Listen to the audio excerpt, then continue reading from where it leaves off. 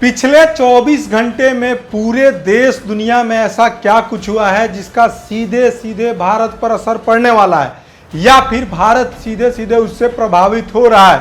इसी के लिए हमारा रोजाना का कार्यक्रम जो आता है दुनिया जंक्शन, उसमें एक बार फिर से हम आपके समक्ष हाजिर हैं। पहली बड़ी खबर यह है कि भारत के लगातार तीसरे जहाज पर अमेरिका का हमला हुआ है। कहां हुआ है? स्ट्रेट ऑफ हॉर्मुज में।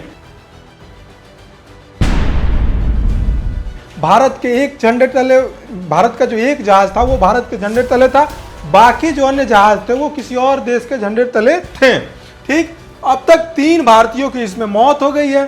दूसरी बड़ी खबर क्या है कि ईरान का अमेरिकी ड्रोन मार गिराने का दावा है। तीसरी बड़ी खबर यह है कि ईरान का प्रतिनिधि मंडल वो पहुंचा है कतर में। क्यों पहुंचा है, सब कुछ विस्तार से बताएंगे। चौथी बड़ी खबर यह है कि लगभग हर 2.5 महीने में एक नई सैटेलाइट लॉन्च कर रहा है। कौन? तो अपना पड़ोसी देश पाकिस्तान। क्यों कर रहा है, सब कुछ हम आपको विस्तार से बताएंगे। पांचवी बड़ी खबर यह है कि दुनिया की सबसे बड़ी एआई कंपनी जो है एंथ्रोपिक, उसके सीईओ ने कहा है कि एआई बहुत खतरनाक है, यह समाज के हित में नहीं है, इस पे बैन लगाना चाहिए या इसको थोड़ा सा लिमिट में रखना चाहिए। भाई साहब ने पूरी दुनिया को एआई दे दिया है, बर्बाद कर दिया। अब ये वकालत कर रहे हैं कि एआई को सीमित करना चाहिए। चलिए, छठी बड़ी खबर यह है कि बांग्लादेश भारत बॉर्डर पर जो बांग्लादेश की कट्टरपंथी पार्टी है जमात, वो प्रदर्शन करने वाली है। क्यों प्रदर्शन करने वाली है? वो कह रही है कि हम ह्यूमन शील्ड बनाएंगे बांग्लादेश की बॉर्डर पे। जरूरत भारत को है, लेकिन वो बांग्लादेश में क्यों ह्यूमन शील्ड बनाने की बात कर रहे हैं, सब कुछ विस्तार से बताएंगे। सातवीं बड़ी खबर यह है कि पीओके में यानी पाकिस्तान ऑक्यूपाइड कश्मीर में पाकिस्तानी सेना लगातार नरसंहार कर रही है। अब तक 46 लोगों की मौत हो चुकी है। क्यों हो रहा है ऐसा, सब कुछ विस्तार से बताएंगे। चलिए, नमस्ते, मेरा नाम है प्रभात और आप देख रहे हैं न्यूज बेल्ट का खास शो दुनिया जंक्शन।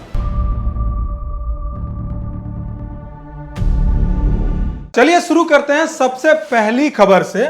पहली खबर यह है कि आज एक खबर निकल के सामने आई है कि ओमान के तट पर एक और जहाज पे अमेरिका ने हमला किया है। अमेरिका ने इस बात को खुद ही ऑफिशियली कबूल भी किया है। ये वो जहाज है जिस पे हमले का वीडियो हमने न्यूज बेल्ट की चैनल पे पहले ही लगा दिया है। अगर आप नहीं देखें तो जाइए और देखिए। इस जहाज पे टोटल 24 लोग मौजूद थे, ठीक, जिनमें से 3 लोगों की मौत हो गई है। भारत सरकार ने अपना विरोध भी जताया है। ठीक, अब तक अमेरिका ने 3 बड़े जहाजों पे हमला किया है। 8 जून को, चलिए देख लेते हैं डाटा। 8 जून को मैरीवेक्स नाम का एक भारतीय जहाज था जिसमें अटैक किया, जिसमें से 24 भारतीय लोगों को रेस्क्यू कर लिया गया। ओमान की नेवी ने इनका रेस्क्यू किया। 10 जून को सेटेबोलो नाम के एक जहाज पे हमला किया जिसमें 3 लोगों की मौत हुई, 21 लोगों की रेस्क्यू किया गया। 3 लोग जिनकी मौत हुई वे सभी भारतीय थे, ध्यान दीजिएगा। फिर 11 जुलाई यानी आज जलवीर नाम का एक जहाज है भारतीय, उस पर भी अटैक किया है। कह रहा है कि ये जहाज परमिशन लेके नहीं जा रहे हैं, ये ईरान से तेल खरीद रहे हैं। अमेरिका का ऐसा आरोप है। ठीक, अब ये कह रहे हैं ना, सेंटकॉम यानी सेंट्रल अमेरिकी सेंट्रल कमांड, सेंटकॉम कह रहा है कि इस हफ्ते तीसरे कारोबारी जहाज पर हमला किया। उसने खुद ही इस बात को कबूल किया है। ठीक, क्यों किया है? कहना है कि जहाज के क्रू ने उसके निर्देश नहीं माने, इसलिए एक अमेरिकी विमान ने जहाज के इंजन वाले हिस्सों पर 2 हेलफायर मिसाइल दागी। हेलफायर मिसाइल वो है जो हवा से जमीन की तरफ दागी जाती है। निशाना लगाकर, किसी पार्टिकुलर निशाना लगाकर हवा से जमीन की तरफ दागी जाती है। ऐसी मिसाइल्स को हेलफायर, अमेरिका निर्मित वो मिसाइल्स हैं। ठीक, अब एक सवाल खड़ा होता है दोस्तों। सवाल क्या खड़ा होता है, आपको लेकर चलते हैं समय के थोड़ा सा पीछे। हालांकि इस मामले में भारत सरकार ने अपनी सिर्फ आपत्ति दर्ज कराई है। थोड़ा सा पीछे लेकर चलते हैं, 2013 की बात है। ठीक, आप कहेंगे कि हम क्यों लेकर चल रहे हैं आपको 2013 में, इतिहास में लेकर क्यों चल रहे हैं? दोस्तों, इतिहास में जाना बहुत जरूरी है। आज का दिन मन को बेहद दुखित करने वाला है। इतिहास में जाना इसलिए जरूरी है कि आपको याद होगा 2013 में देश में एक बड़ा ही कमजोर प्रधानमंत्री हुआ करता था। उस समय इटली के 2 नाविक गलती से भारतीय मछुआरों पर फायरिंग कर दिए थे। क्या हुआ था आपको उस मामले में पता है? देश में जब सवाल खड़ा किया गया ना, इटली से उन दोनों नाविकों को बुलाया गया, भारत में मुकदमा चला, उन्हें जेल में डाला गया। और ये जो आज की चूंकि बहुत मजबूत सरकार है, हम विश्वगुरु हैं, लेजर लाइट डिप्लोमेसी है हमारे पास, सिर्फ आंख से लेजर लाइट निकलता है, इसके रहते हुए भी हमारे सैनिकों को, हमारे नाविकों को, हमारे जो जो मैरीन के जो लोग हैं, जो इनको मार दिया जा रहा है और हम सिर्फ विरोध जता रहे हैं। और अमेरिका खुल के कह रहा है कि ये लोग हमारा निर्देश नहीं माने, इसलिए हमने इन जहाजों पे हमला किया है। कौन होते हो तुम? कहाँ के हो तुम कहीं भी दिखते हो? इस एरिया में तुम कहाँ दिखते हो? हम यहाँ हैं, हम यहाँ, ये पाकिस्तान है, ये पाकिस्तान, ये ईरान है, ये ओमान है, ये यूएई। तुम कहाँ हो? तुम यहाँ पे क्यों घेराबंदी लगा के बैठे हो? क्यों घेराबंदी लगा के बैठे हो? और हमारी जहाजों को क्यों टारगेट कर रहे हो? हमारी मर्जी, हम इंडिपेंडेंट है, हमें मन करेगा तो हम रूस से तेल खरीदेंगे, हमें मन करेगा तो हम ईरान से तेल खरीदेंगे। इतनी मजबूत सरकार है ना भाई साहब, इनकी तो दोस्ती भी है ना इनसे,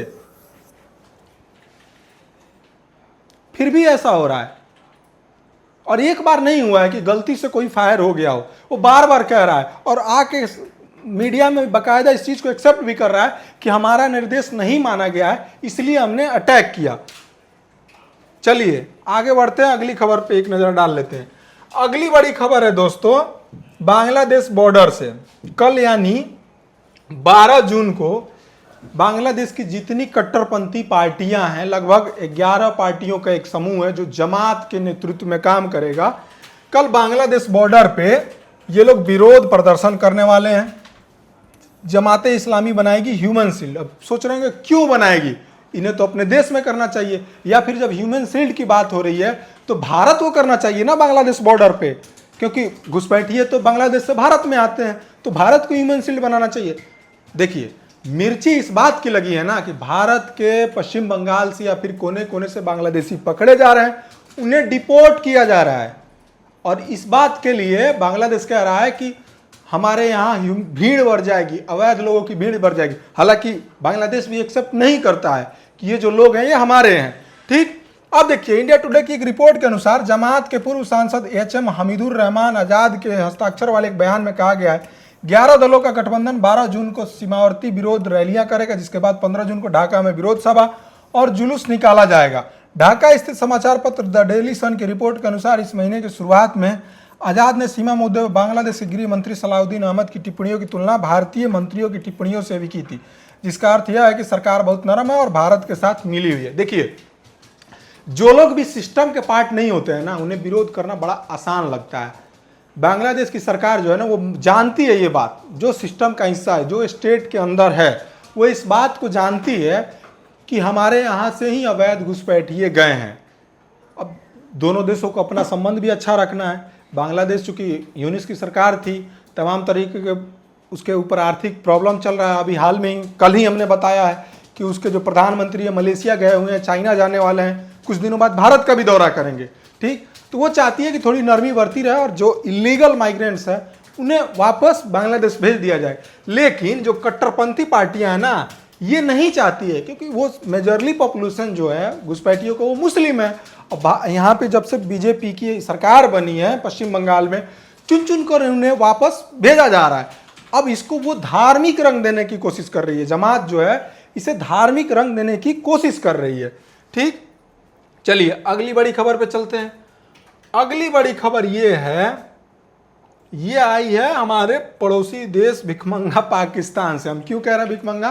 रोटी के खाने की वहां पे है नहीं औकात, लोग मर रहे हैं, तड़प रहे हैं, लेकिन ये हर 2.5 महीने पे एक सैटेलाइट लॉन्च कर रहा है। क्यों लॉन्च कर रहा है?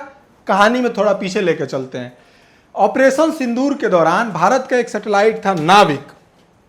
ठीक, नाविक, नेविगेशन विथ इंडियन कॉन्स्टिलेशन। शुरुआत जब ये नाविक आया ना, भारत का बहुत मजाक बनाया जा रहा था, 1-2 बार तो ये क्रैश कर गया था, नहीं गया था। दूसरी बात में शायद मैं अगर गलत नहीं हूं तो यहाँ पे मैं हो सकता कि फैक्चुअल गलत हूं, दूसरी बार में नाविक को भेजा गया था। नाविक एक ऐसा सैटेलाइट है ना जो एक बार में कई देशों पर एक साथ नजर रख सकता है, इतना उन्नत है ये। अब हम किसी के लिए मैप के लिए या फिर किसी भी रक्षा उद्देश्य के लिए जो इमेजेस जनरेट होते हैं, वीडियो जनरेट होते हैं, इसके लिए हम किसी अन्य देश पर निर्भर नहीं रह सकते हैं। आपको याद होगा कि 1999 में करगिल युद्ध के दौरान हमने कई देशों से मदद मांगी थी, सबने लगभग मना कर दिया था। इजराइल के पास वो टेक्नोलॉजी नहीं थी तो उसने वो शेयर नहीं किया था। उसके पास थी लेजर गाइडेड मिसाइल जो उस समय उसने शेयर किया था। हमने रसिया से भी मांगी थी, हमने अमेरिका से भी मांगी थी, अमेरिका ने तो साफ तौर पर देने से ही मना कर दिया था। तो भारत को इस चीज़ की ज़रूरत बहुत दिनों से महसूस हो रही थी। ऑपरेशन सिंदूर हुआ, उसमें नाविक की महत्ता खुलकर सामने आ गई। उसके बाद से ही पाकिस्तान कंटिन्यूअसली इस पे काम कर रहा है। अब चूंकि इतने बड़े पैमाने पर तो वो बना नहीं सकता है, तो क्या कर रहा है, चीन की मदद से छोटे छोटे सैटेलाइट लॉन्च कर रहा है। लगातार छोटे छोटे सैटेलाइट इसलिए लॉन्च कर रहा है कि भारत के अलग अलग पार्टों पर एक साथ नजर बनाया जा सके, क्योंकि बड़े पैमाने पे बड़ा जब परिदृश्य की बात होती है तो उसके पास कवर करने का अभी क्षमता विकसित नहीं हुआ है। ठीक, चलिए अगली बड़ी खबर पे चलते हैं। अगली बड़ी खबर आई है पीओके से। हम लगातार पिछले 2 दिन से आपको बता रहे हैं कि पीओके में पाकिस्तानी सेना और वहां की जो लोकल लोग हैं उन दोनों के बीच झड़प चल रहा है। जो आम लोग हैं वो कुछ दिन तक तो पाकिस्तानी सेना का जो अस्पताल है उस पर कब्जा कर लिए थे। और दूसरी बड़ी बात, पाकिस्तानी सेना का हेलीकॉप्टर कल ही मार गिराया गया था। हालांकि इसका कोई ऑफिशियल वो नहीं है, पाकिस्तानी सेना ने इसे ना एक्सेप्ट किया है ना रिजेक्ट किया है कि स्थानीय लोगों ने ही मारा है। क्यों करेगी भाई, क्योंकि सिविलियंस अगर किसी मिलिट्री इंफ्रास्ट्रक्चर को हिट करता है तो जाहिर सी बात है मिलिट्री की फेलियर, और पाकिस्तान कभी नहीं चाहेगा कि हमारी मिलिट्री फेलियर पूरी दुनिया में दिखाई जाए कि हम नाकाम रहे। ठीक, अब देखिए हुआ क्या है। अब ये उतर आए हैं आम लोगों को मारने पर। पिछले 3-4 दिनों में ना 60 से 70 हजार लोग जमा हो गए थे रावलकोट में, पाकिस्तान के रावलकोट में, जो माफ कीजिएगा हमें पीओके के रावलकोट में, पाकिस्तान मुझसे गलती से बोल दिया गया, पीओके के रावलकोट में 60 से 70 हजार लोग जमा हुए थे। अब क्या हो रहा है ना, पाकिस्तानी सेना कंटिन्यूअसली इस पे फायरिंग कर रही है। अब कल जो है वो 16 लोगों की मौत हुई है और पिछले 3-4 दिनों की मिला ली जाए तो 46 लोगों की अब तक मौत हो गई है। पीओके के लोग एक तरीके से विरोध में आ गए हैं पाकिस्तानी सेना के अत्याचार, उनकी दोहरी नीतियों, क्योंकि जाहिर सी बात है गवर्नमेंट कंट्रोल नहीं करती है, सेना वहाँ पैरेलल सरकार चलाती है। पाकिस्तान की सेना एक ऐसी सेना है जिसका अपना बजट है, अपना उद्योग है, अपना सब कुछ है उसके पास। ठीक, चलिए आते हैं अगली बड़ी खबर पे। अगली बड़ी खबर ये है कि ये भाई साहब हैं पूरी दुनिया में जितने इंजीनियर्स थे ना लगभग को बेरोजगार करने वाले। आप कहेंगे कौन है, ये हैं एंथ्रोपिक के सीईओ डारियो एमाडेई। एंथ्रोपिक क्या किया, इसने क्लाउड बनाया। क्लाउड क्या करता है, मतलब जो कोडिंग आप पिछले 10 दिन में करना चाहते हैं ना, ये विदिन 30 सेकेंड में करके दे रहा है। जो बग फिक्स करने के लिए इंजीनियर 1-1 महीने लगाते थे ना, ये 5 सेकेंड में कर दे रहा है। इसने क्लाउड बनाया। दुनिया के कई कंपनियां अपने यहाँ से लोगों को निकाल ली, जिसमें से मेटा शामिल था, टाटा, टीसीएस ने भी पहली बार छटनी की थी। आपको ध्यान होगा 6-7 महीने पहले ये न्यूज आई थी, ज़्यादा पुरानी न्यूज नहीं है। टीसीएस ने पहली बार छटनी करी थी। टीसीएस जिसे कहा जाता है कि ये सेमी सरकारी नौकरी, अगर आप एक बार जॉब इसमें चले गए तो आप लगभग फिक्स है, आपकी नौकरी खतरे में नहीं है। तो मेटा हो, टीसीएस हो, कोई भी बड़ी कंपनी हो, इवन ट्विटर हो, सबने छटनी किया अपने इंजीनियर्स को। अब ये क्या कह रहे हैं ना, अब कह रहे हैं कि एआई खतरनाक है। क्यों खतरनाक है, जब ये बना लिए है ना, इनको पता चल रहा है कि एआई अब खुद से ही काम करने लग रहा है, खुद से ही मानव की भावनाओं को समझने लगा है, खुद से ही वो चीज़ों को अपने अनुसार एक्सप्रेस करने लगा है। और सबसे खतरनाक यही होता है जब कोई मशीन जब मानव की भावनाओं को समझने लगे, जब आपके अंदर क्या चल रहा है इसको समझने लगे ना कोई मशीन, तो वो सच में खतरनाक हो जाता है। अब ये कह रहे हैं कि एआई पे थोड़ा सा समय के लिए बैन लगना चाहिए, उसको लिमिटेड किया जाना चाहिए, कि ये एक दायरा फिक्स कर दिया जाए कि एआई यहाँ से आगे ना जाए। ठीक, चलिए अगली बड़ी खबर पे चलते हैं। अगली बड़ी खबर ये है कि अमेरिकी युद्ध विराम वार्ता के लिए ईरान का प्रतिनिधिमंडल जो है वो कतर में पहुंचा हुआ है। वहाँ वो लोग बातचीत करेंगे, क्योंकि देखिए बैक चैनल कोई भी देश नहीं चाहता है कि युद्ध हो, बैक चैनल वार्ता हमेशा जारी रखता है। कतर इसमें मीडिएटर की भूमिका निभा रहा है। पहले ओमान निभा रहा था, ट्रंप ने गलिया दिया, बोला कि इतना बम मारेंगे कि ठीक हो जाओगे, जबकि ओमान की कोई गलती नहीं थी। ठीक, अब हुआ क्या है मामला, एक ये फोटो आई है इसी बीच, अब आप कहेंगे कि इस न्यूज में हम इस फोटो को क्यों दिखा रहे हैं। ध्यान से देखिएगा, ये जो फोटो है ना, ये तेहरान की एक चौराहे पे लगी हुई है और इसमें जब ध्यान से देखेंगे फारसी में लिखा हुआ है हॉर्मुज हमेशा कब्जे में। ठीक, हॉर्मुज हमेशा मुट्ठी में, मैं कब्जा बोल दिया, हिंदी शब्द है, हॉर्मुज हमेशा मुट्ठी में। ध्यान से देखेंगे तो ये जो मैप बना हुआ है, जहाज आते जा रहे हैं, जहाज दिखाई दे रहे हैं, ये ईरान है। ईरान का एक वो अभी झंडा भी लगा हुआ है, एक मुट्ठी है जो ईरानी IRGC किसी गार्ड का मुट्ठी है। हाँ, इसमें ये जो दिख रहा होगा आपको ध्यान से, फिर ये जो सी रूट है ना, सब कुछ दिखाया जा रहा है। अब जब वार्ता की बात चल रही है तो ये एक इंडिकेशन है कि हम हॉर्मुज पे कोई समझौता नहीं करेंगे। जो हमारे पास था वो हमारे पास ही रहेगा। ईरान ने अपना इशारा, अपना संदेश अमेरिका तक पहुंचा दिया है एक पोस्टर के जरिए। आपको यह पूरी खबर कैसी लगी कमेंट करके जरूर बताइएगा। मेरा नाम है प्रभात, आप देख रहे थे न्यूज़ वर्ल्ड का खास शो दुनिया जंक्शन। धन्यवाद।